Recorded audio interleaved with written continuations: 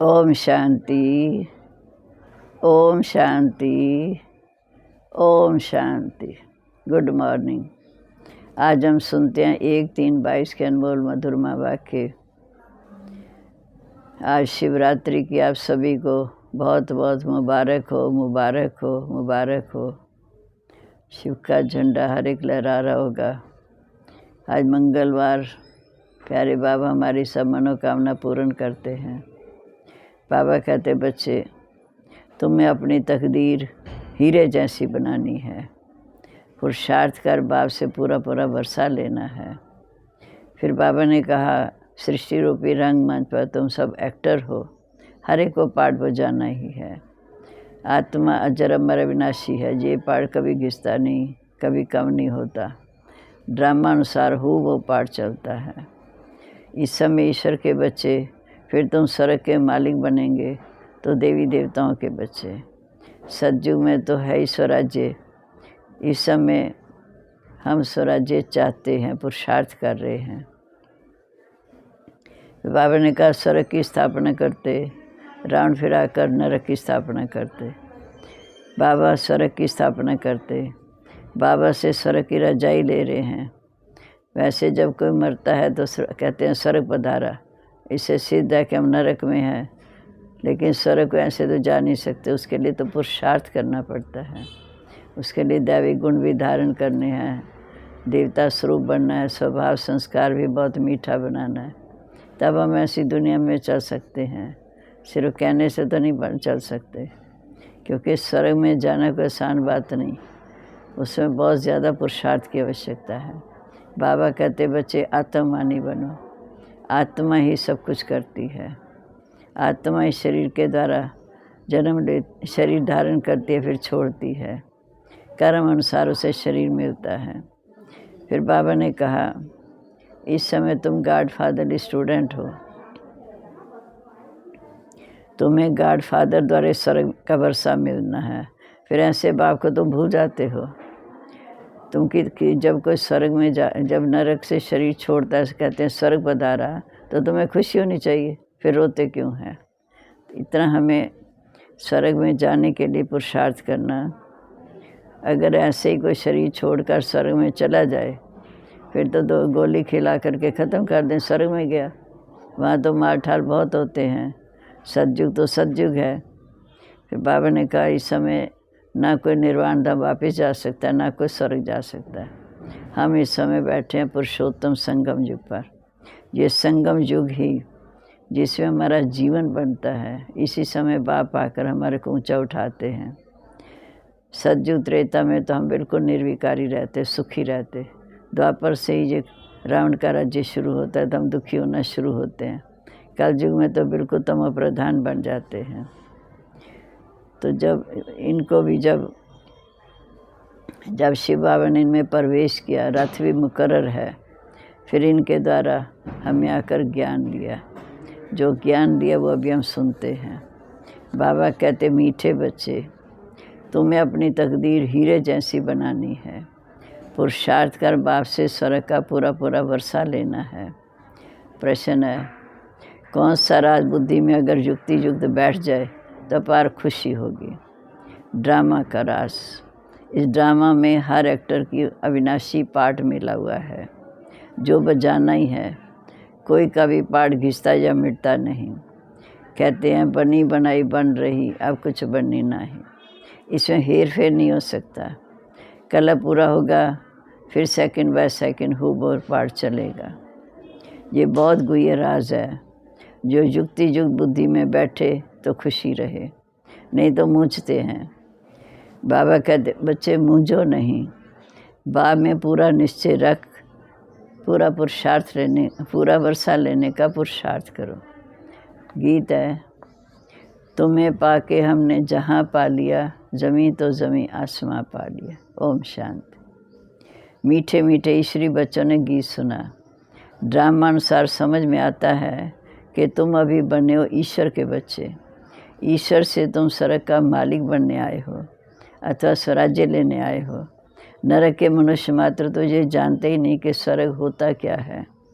तुम जानते हो बाबा इस समय हमारे लिए स्वर्ग की स्थापना करते, रावण फिर नरक की स्थापना करते। जब कोई मनुष्य मरता तो कहते हैं स्वर्ग पधारा, गोया अपने को कहते हैं हम नरक में हैं। इस समय सब नरक के मालिक हैं। ये बिल्कुल सहज बात है। तुम्हारी तकदीर अब हीरे जैसी बन रही है।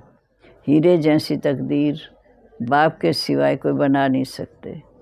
तुम जानते हो कि बाप से हम स्वर्ग का वर्षा ले रहे हैं। नरक कितना समय चलता?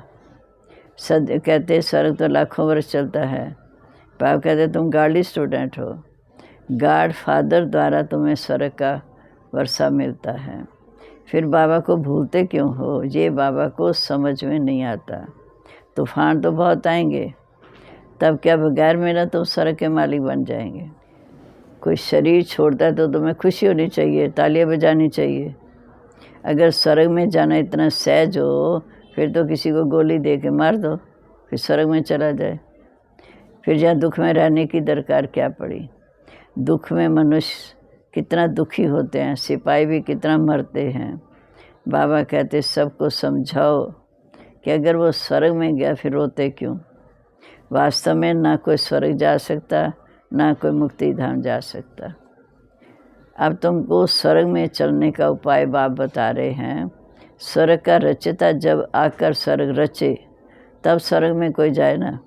अब स्वर्ग का रचयिता बाबा आया हुआ है, ये भी तुम बच्चे जानते हो।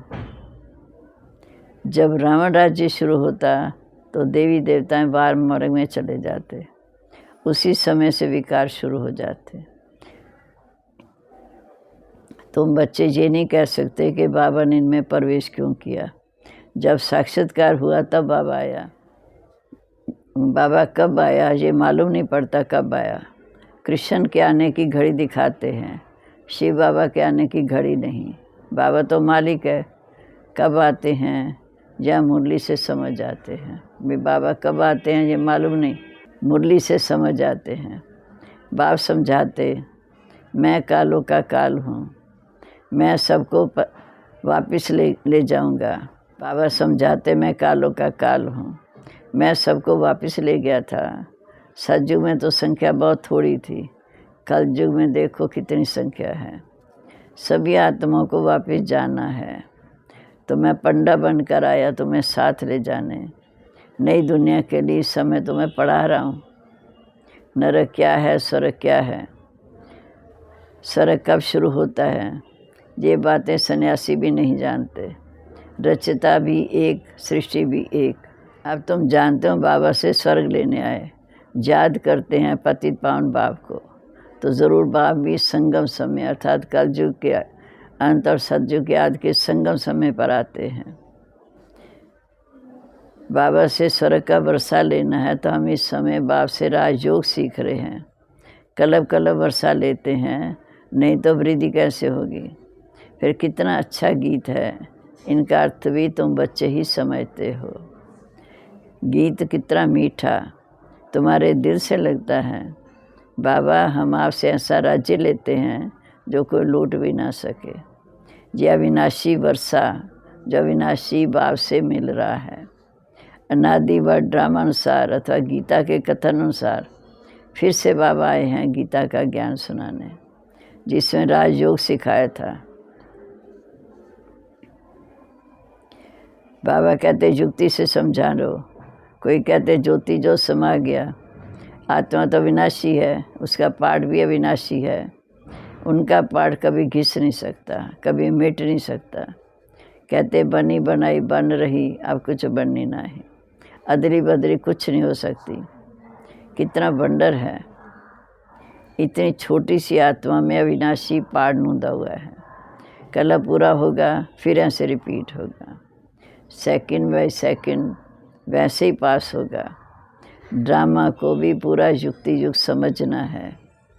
पहले तो बाप में निश्चय होना चाहिए कि बाप से फिर ज़रूर वर्षा मिलता है, बाप है। कलब कलब भारत को ही मिलता है। 84 जन्म भी भारतवासियों के हैं। वरण भी ज़रूर समझाने हैं। ये समृद्धि एक दो को दिलानी है कि हम बेहद के बाप से बेहद का वर्षा ले रहे हैं। सभी तो नहीं आकर पढ़ेंगे, देखते हो सेंटर खुलते जाते हैं, जहाँ का नरकवासी से स्वर्गवासी बनाते। बाबा को लिखते हैं, हम प्रबंध कर सकते हैं, मुझे कोई वस्तु से ममा तो नहीं, सब कुछ ईश्वरार्थ है। अब बाबा जो राय दो, मैं भी लिखता हूँ, भला आपस में राय करो, जहाँ लोकेलिटी हो वहाँ सेंटर खोलो, हिम्मते बच्चे मते बाप। बाबा कितना खुश होता है, दिल में समझता है ऐसा दान तो देना बहुत अच्छा है। बहुतों को कौड़ी से हीरे जैसा बनाना, ये बड़ी से बड़ी हॉस्पिटल भी है, कॉलेज भी है। सिर्फ 3 पैर पृथ्वी के चाहिए। कितना सहज रीति बाबा कौड़ी से हीरे जैसा बनाते हैं। ऐसा बाबा रहते देखो कितना साधारण है, और आए कहाँ हैं? नरक में। कोई राजा के पास क्यों नहीं आए? कहते हैं मैं साधारण बूढ़े तन में आता हूँ, जिसके पूरे 84 जन्म हैं। सतयुग का फर्स्ट प्रिंस भी ये है। First Prince Shri Krishna, last जन्म ब्रह्मा बाबा। इनका नाम भी रखा है श्याम सुंदर। तुम बच्चे इसका अर्थ भी समझते हो, उन्होंने अर्थ को ना समझने के कारण काला कर दिया। मुख्य शिव बाबा का लिंक भी काला, कृष्ण राम को भी काला कर दिया। एक तरफ गोरा, दूसरी तरफ काला, ऐसा क्यों? जगन्नाथ के मंदिर में जाओ, देखो शक्ल ऐसी दिखाते हैं जैसे अफ्रीकन लोग। कहाँ का नारायण को भी काला कर दिया, कहाँ लक्ष्मी को भी ऐसा दिखाते हैं। अब वंडर लगता है कि मनुष्यों की बुद्धि कैसी है। बाबा तो सत्य मत देते हैं अपने साथ मिलने के लिए, बाकी यज्ञ तप दान पूजा आदि करते हैं। फिर क्यों कहते पतित पावन हो? वो भी करते, फिर क्यों कहते पतित पावन हो? याद क्यों करते? बाबा ने बहुत तीर्थ आदि किए। तुम अभी मोस्ट लकी सितारे हो, नरक से स्वर्ग जाने की पुरुषार्थ कर रहे हो। मनुष्य मरते तो कहते स्वर्ग का वधारा, उनको समझाओ कि स्वर्ग किसको कहते हैं। हम जानते हैं तभी समझाते हैं। हमको भी स्वर्ग स्थापन करने वाला बाप मिला है, वह नॉलेज दे रहे हैं। हमारा कोई मनुष्य गुरु नहीं है, सतगुरु एक शिव बाबा, वही पतित पावन जिसको बुलाते हैं, जिसको तुम ज्ञान का सागर कहते हो, वह सत्य चित आनंद स्वरूप है, ज्ञान का सागर है। हमको तो नॉलेज भी नहीं, उनके पास जो नॉलेज है ये किसी के पास भी नहीं। तुमको कितना गदगद होना चाहिए। पतित पावन गॉड फादर हमको पढ़ाते हैं, वे हमारा बाप भी है, टीचर भी है, सतगुरु भी है, पर इसमें झुटका खाने की तो बात ही नहीं। अपनी रचना को भी संभालना है, घर गृहस्थ में रह के रचना को भी संभालना है। अगर सभी यहाँ कर बैठ जाएं, ये तो सन्यासियों का ज्ञान हो गया। बाबा कहते इस गृहस्थ व्यवहार में रहते 1 घंटा आधा घंटा निकाल सकते हो। पहले 7 रोज़ भट्ठी में पढ़ना पड़े, 7 दिन कोई की याद ना रहे, बिल्कुल सब कुछ भूल जाना है। तुम बहुत वर्ष भट्ठी में रहे, फिर भी तकदीर कोई को माया खींच लेते। बहुत समय भट्ठी में रहे, फिर भी तकदीर कोई को माया खींच लेती, ऐसी माया प्रबल है। बाप कहते बच्चे धीरे धीरे परिपक्व अवस्था में आते हैं। तुम जानते हो हमारे 84 जन्म पूरे हुए। तुम्हारी बुद्धि में सारा झाड़ सब धर्म है। वहाँ भी अलग अलग सेक्शन है, जहाँ भी ऐसे है, वहाँ भी ऐसे। बाकी मोक्ष किसी को मिल नहीं सकता। ऐसे नहीं कि बुद्ध बुद्धे मिसल आत्मा परमात्मा में लीन हो जाएगी, फिर तो सारा पार्ट ही ख़त्म हो जाए। सब ज्योति में ज्योत में समा जाए, खेल ही ख़त्म हो जाए।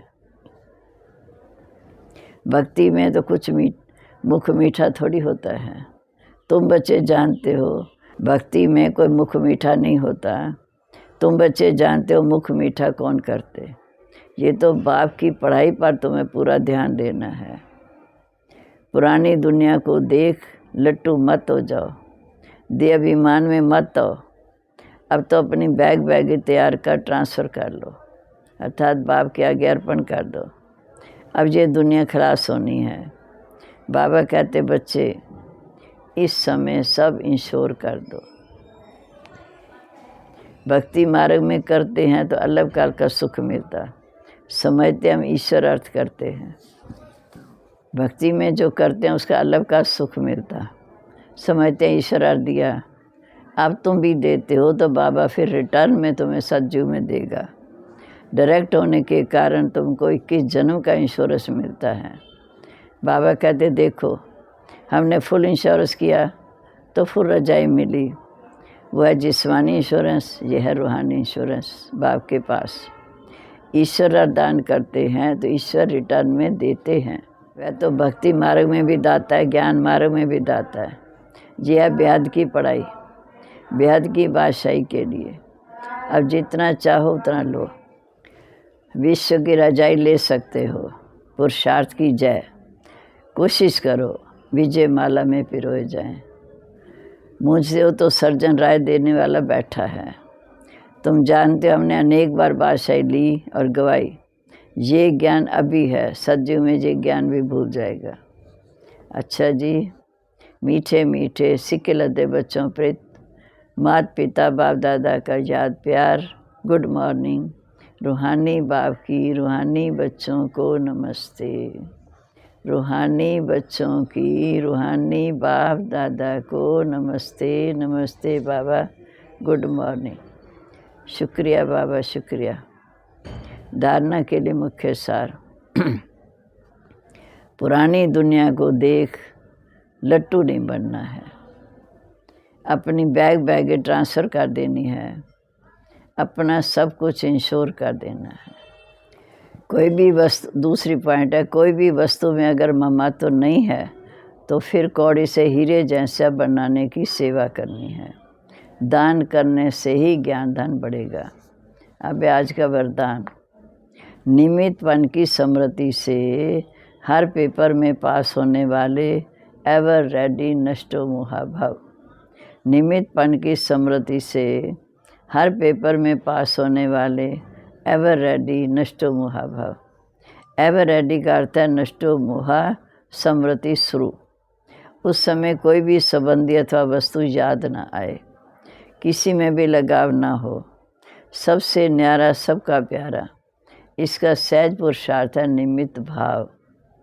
निमित्त समझने से निमित्त बनाने वाला बाबा स्वतः याद आता है।